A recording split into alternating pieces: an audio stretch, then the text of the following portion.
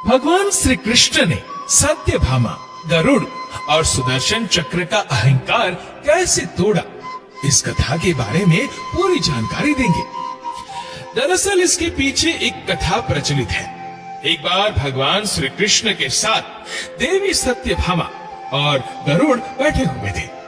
तभी देवी सत्यभामा ने श्री कृष्ण से राम अवतार की कथा के बारे में जानना चाहा। जब श्री कृष्ण ने वह कथा सुनाई तो देवी सीता के बारे में सुनकर एक प्रश्न पूछा। सत्यभामा ने श्री कृष्ण से पूछा, क्या सीता जी उनसे ज्यादा सुंदर थी? जब ये बात सत्यभामा ने कही तो श्री कृष्ण जी को समझ आ गया कि सत्यभामा को अहंकार हो गया। इतने में गरुड़ ने भी कहा कि इस विश्व में उनसे अधिक तेजी से कोई उड़ नहीं सकता।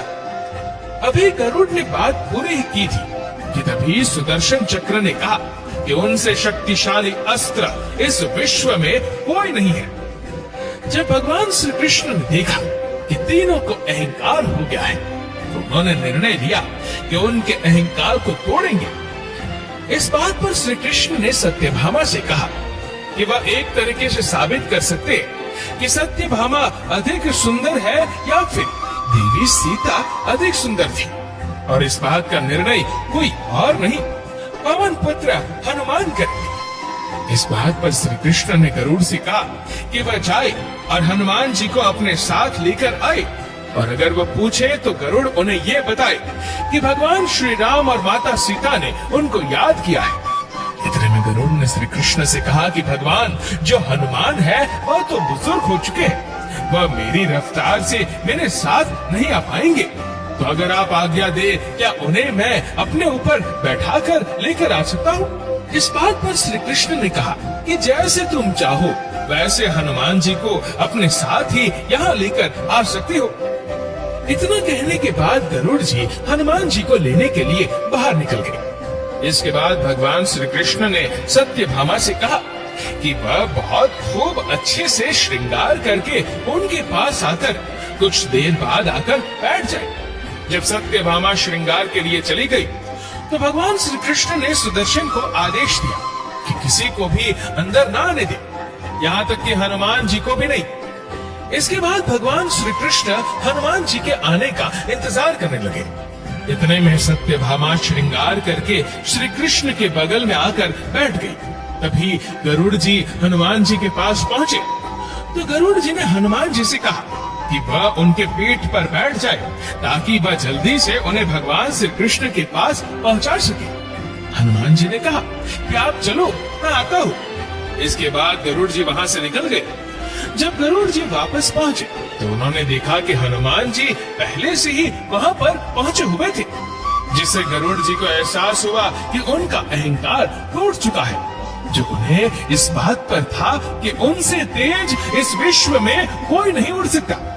इस बात के बाद हनुमान जी अंदर आ गए। श्री कृष्ण के बगल में सत्यभामा जी बैठी हुई थी। हनुमान जी ने कहा, प्रभु मुझे सीता माता के दर्शन करने हैं, ये दासी आपके बगल में क्यों बैठी है?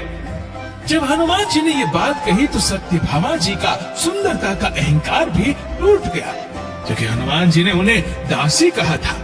हनुमान जी कभी भी माता सीता को ऐसे शब्द नहीं बोल सकती थी। इस बात पर सत्यभामा ने श्री कृष्ण जी से माफी मांगी। तभी भगवान श्री कृष्ण ने कहा कि हनुमान तुम अंदर कैसे आ गए? सुदर्शन चक्र ने तुम्हें रोका नहीं। इस बात पर हनुमान जी ने कहा, प्रभु क्षमा कीजिए। इसके बाद हनुमान जी ने मुंह खोला तो उनके मुंह के अंदर सुदर्शन चक्र था। उन्होंने कहा कि सुदर्शन चक्र ने उन्हें रोकने की कोशिश की, इसीलिए वह सुदर्शन का अपमान तो नहीं कर सकते थे, इसलिए उन्होंने अपने मुंह में सुदर्शन चक्र को कैद कर लिया था। जब ये बात सुदर्शन चक्र ने देखी तो उसका भी अहंकार टूट गया। इस बात पर भगवान श्री कृष्ण तीनों से कहते हैं कि अहंकार किसी भी प्रकार से सही नहीं है। हनुमान जी को बुलाने का सिर्फ यही मकसद था कि उन तीनों के अहंकार को तोड़ा जाए। इस तरह भगवान श्री कृष्ण ने गरुड़ जी, सत्यभामा जी और सुदर्शन चक्र का अहंकार तोड़ दिया। दोस्तों, इस वीडियो को लेकर आपकी क्या राय है, नीचे कमेंट करके जरूर बताएगा। और अगर आपको वीडियो अच्छा लगा हो तो इस वीडियो को लाइक करेगा, शेयर करेगा ज्यादा से ज्यादा लोगों तक, और ऐसे ही और भी स्पिरिचुअल वीडियोस के लिए सब्सक्राइब करें हमारे यूट्यूब चैनल को और फेसबुक पर फॉलो करें हमारे पेज को। धन्यवाद।